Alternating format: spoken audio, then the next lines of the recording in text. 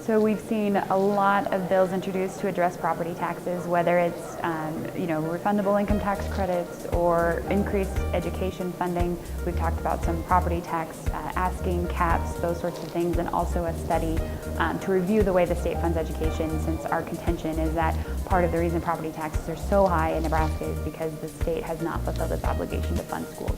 One of the other priorities we discussed at our annual convention was rural broadband. And the chair of the Transportation Committee, Senator Friesen, has introduced a bill to convene a rural broadband task force. That's going to have an agriculture presence, a rural community presence, some senators, various stakeholders on that task force. And we're really excited to see how much progress can be made on the deployment of rural broadband. Senator Watermeyer of Syracuse has introduced legislation addressing overwidth permits on the interstate for livestock forage.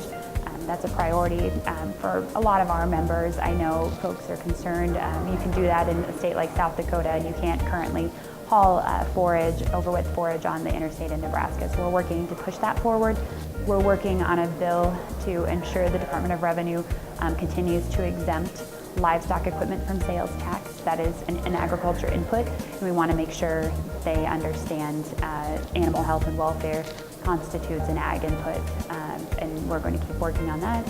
We've heard this week from a lot of folks concerned about a bill introduced to tax irrigation, basically a tax on water and irrigated acres, and also a bill that would eliminate agriculture exemptions as it relates to inputs. We're very concerned those proposals are out there, but I know there will be enough folks weighing in that at the end of the day, I don't think anyone in the legislature wants to see those move forward. I think there will be a lot of pressure to keep those bills in committee. We'll still have to have a hearing on them. We'll have a chance to weigh in, but I think the sense is that no one wants to see those truly move forward. The Revenue Committee could hear property tax bills as early as next week. We're getting word on that today.